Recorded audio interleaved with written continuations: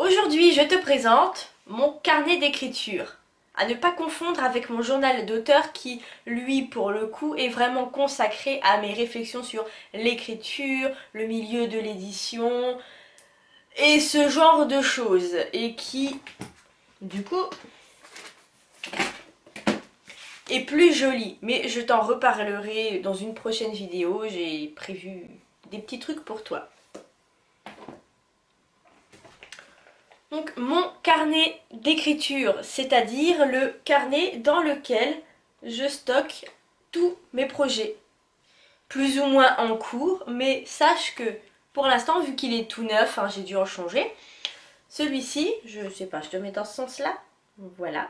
Alors celui-ci, tu vois tous ces petits onglets métalliques, toutes ces petites pinces, eh bien, ce sont des projets en cours.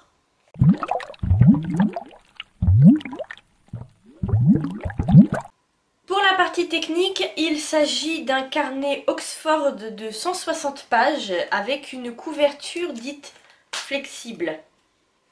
C'est-à-dire que tu peux la tordre dans un petit peu, juste la couverture, tu peux la tordre un petit peu dans tous les sens, elle revient.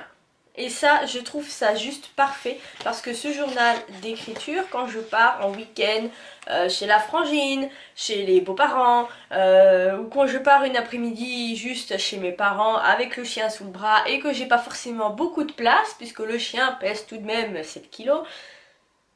Et puis dans les transports en commun, j'essaie d'éviter de prendre de place juste pour nous et un sac.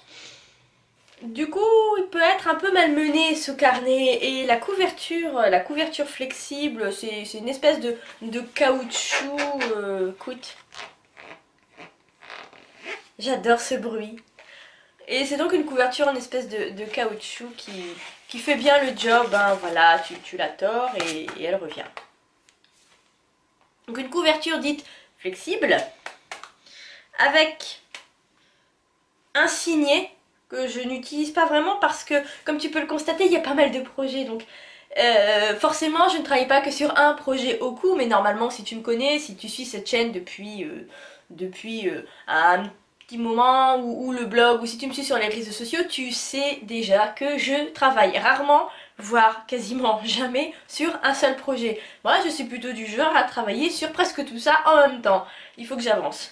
Enfin, je me suis limitée à 3 projets au coup, un en préparation, un en cours d'écriture et un en cours de correction. Mais il faut savoir qu'à côté, je m'accorde un espace dans lequel, ou pendant lequel, non plutôt dans lequel, un espace dans lequel pendant une durée déterminée à l'avance, je laisse mon cerveau travailler sur absolument tout ce qu'il veut. C'est-à-dire que s'il a envie de commencer 150 projets, donc 150 projets, à savoir ce qui pour moi est déjà considéré comme un projet, je t'expliquerai après.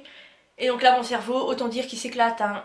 Il peut travailler sur ce qu'il veut, il peut écrire. Moi je peux écrire, enchaîner. J'ai une pile de cahiers comme ça sur le bureau et j'écris, je m'éclate et j'écris vraiment pour écrire. C'est très libérateur je trouve de travailler comme ça, mais je te parlerai dans une prochaine vidéo. Décidément les prochaines vidéos, ça va pleuvoir, de mon processus créatif et plus particulièrement de mon rapport à ma propre créativité. Il y a donc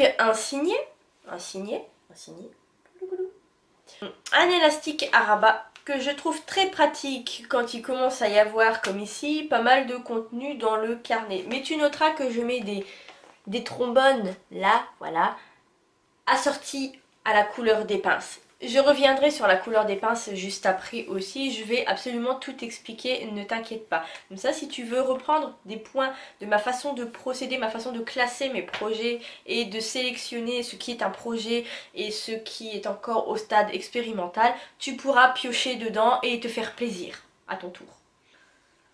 C'est du papier à petits carreaux comme tu peux le voir. Et du papier donc 90 grammes qui est très confortable pour écrire. Moi j'écris au stylo bic, stylo bic, voilà, ce qu'il y a de plus banal. 4 couleurs ou bic tout simple, le plus souvent en bleu. Et je trouve que pour écrire au bic, c'est absolument parfait. La... Il y a une sorte de fluidité dans l'écriture, dans le mouvement qui est super agréable.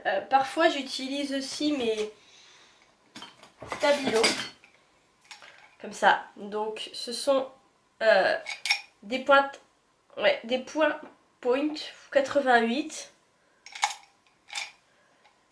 Voilà. Et c'est pareil, je range tout mon bazar. Et c'est pareil, c'est très confortable avec ces stabilos. J'ai pas encore testé avec ceux-ci, j'en ai des un peu plus gros. J'aime bien écrire aussi parfois avec. Donc là, ce sont des mines vraiment, voilà, un peu feutres hein, là. Je sais pas si tu vois. Hop. Ici. Voilà. J'ai pas encore essayé, j'ai pas encore eu l'occasion, mais je m'en sers surtout ceux-là pour un peu tout ce qui est du scrapbooking ou... Enfin, donc j'ai pas encore eu l'occasion, je l'aurai peut-être jamais, donc du coup voilà. Ça c'est pour la partie technique. Maintenant je vais te dire un petit peu à quoi il me sert concrètement ce carnet. Alors déjà, je suis en train de ranger mes pinces en même temps, tu m'excuseras. Parce que j'ai des tocs. Mais ça normalement tu le sais déjà aussi. Hein. Donc ce carnet il me sert à faire le tri comme je t'expliquais brièvement tout à l'heure. Entre ce qui n'est pas encore un projet dans ma tête, ce que je n'ai pas encore classé comme étant un projet et ce qui est considéré comme un projet entier. Enfin, à part entière plutôt. C'est-à-dire à faire le tri entre ce qui est ce qui n'est qu'idée dispersée voilà dans ma caboche, ce qui n'est qu'un monticule d'idées qui a priori ne sont reliées par aucun fil rouge et les autres idées ordonnées, associées, donc suffisamment pour devenir un projet à part entière, voire plusieurs projets. Alors, il me sert aussi naturellement à classer mes projets, mais surtout à libérer un espace écrit et ordonné pour ces projets. Accessoirement à me libérer de l'espace de mémoire parce que mes idées, je me les trimballe sur des mois et j'en ai vraiment beaucoup. Et surtout, j'ai certaines périodes qui sont beaucoup plus prolifiques que d'autres et ça devient vite fatigant. Donc ça c'était pour te dire à quel moment, à quelle étape du processus créatif je considère qu'un projet en est un. À quel moment je le considère comme un projet concret, viable et que je vais vouloir mener à bien coûte que coûte. Pour le classement en tant que tel, j'utilise un code couleur. Et pour ne pas trop m'y perdre, je n'utilise que 4 couleurs. Le bleu pour le fantastique et le gothique. Comme ça, je sais pas, comme ça. Qui sont mes genres de prédilection. J'adore le fantastique noir, c'est-à-dire le fantastique un peu comme ça se faisait au 19e siècle.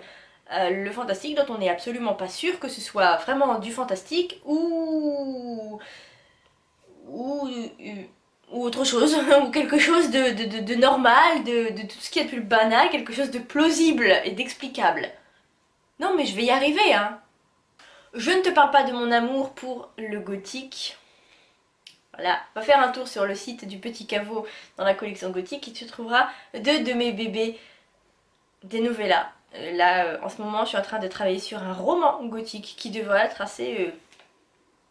voilà, assez mouse. Le vert, c'est pour la fantasy et l'urban fantasy.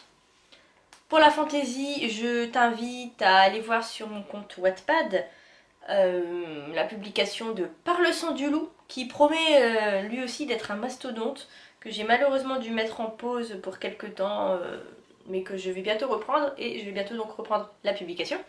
Fin de la parenthèse. Et l'urban fantasy, c'est quelque chose que j'aime beaucoup. J'aime beaucoup reprendre les codes et me foutre un peu de leur gueule aussi, accessoirement.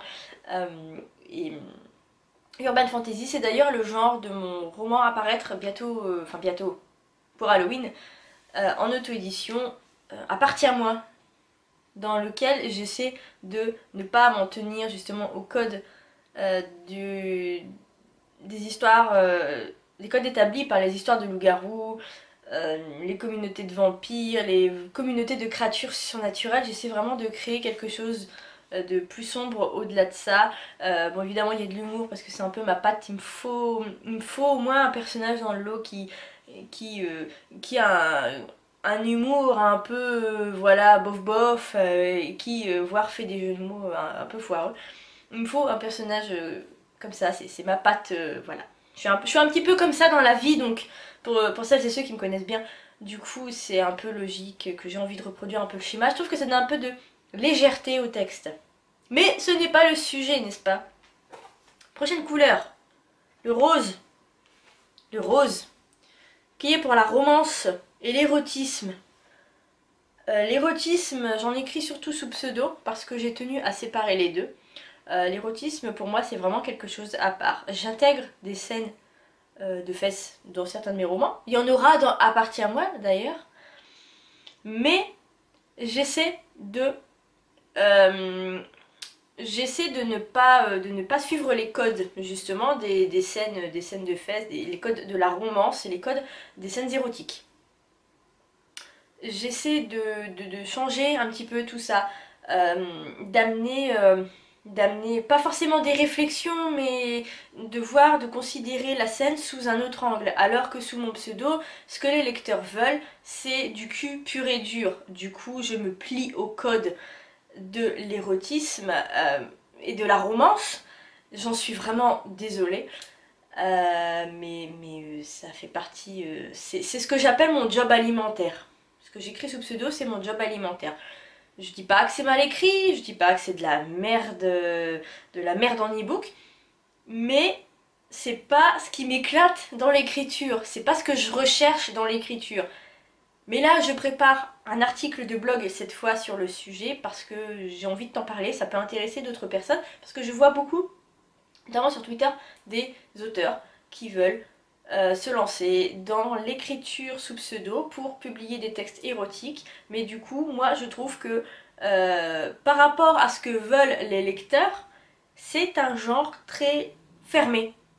Et du coup, si on veut essayer quelque chose d'un peu plus innovant, je l'ai déjà fait, ça s'est moins bien vendu. Je dis pas que ça s'est pas vendu, mais ça s'est moins bien vendu. Parce que les gens, en érotisme, en tout cas me concernant, veulent quelque chose qui se consomme vite, donc des nouvelles, qui se consomment en numérique pour pouvoir lire tout ça sans honte dans les transports en commun, par exemple. Les lecteurs ne voient pas la couverture, les autres passagers, pardon, ne voient pas la couverture et du coup, c'est moins honteux, il n'y a pas ce sentiment honteux chez le lecteur ou la lectrice. Mais du coup, c'est un genre qui n'est pas à portée de tout le monde n'aime pas écrire des scènes de fesses. Moi personnellement j'aime pas, j'aime pas, sans aller jusqu'à dire que je déteste ça, j'aime pas. Et moi mes scènes de fesses, j'ai besoin qu'elles soient utiles, puisque chacune de mes scènes dans mes romans j'essaie de faire en sorte qu'elles soient utiles. Et donc une scène de fesses sera pour moi l'occasion de rapprocher deux personnages, de mettre de l'huile sur le feu, de créer un clivage entre deux personnages, ce genre de choses. Dans l'érotisme, à partir du moment où j'essaie de sortir un peu de ces clous, c'est moins lu. Du coup, je reste dans les clous. Des fois, je me permets une petite fantaisie, mais la plupart du temps, je reste dans les clous et c'est vraiment ce qui se vend le mieux. Et enfin, le jaune pour la SF et le pulp. J'aime beaucoup écrire du pulp. J'avais pris beaucoup de plaisir à écrire les sempiternels. Mais la SF, vraiment, c'est pas mon truc. J'ai essayé. J'ai un gros roman de SF en cours d'écriture. Et je l'écris, c'est marrant parce que c'est vraiment pas mon genre. Je dois faire énormément de recherches. Et je l'écris par petites touches parce que j'ai déjà fait mes recherches. Mais au fur et à mesure que je veux, que j'avance, que je veux écrire telle ou telle scène, je me rends compte qu'il faut que je fasse d'autres recherches parce que c'est un sujet que je ne maîtrise absolument pas, le space opéra. Du coup,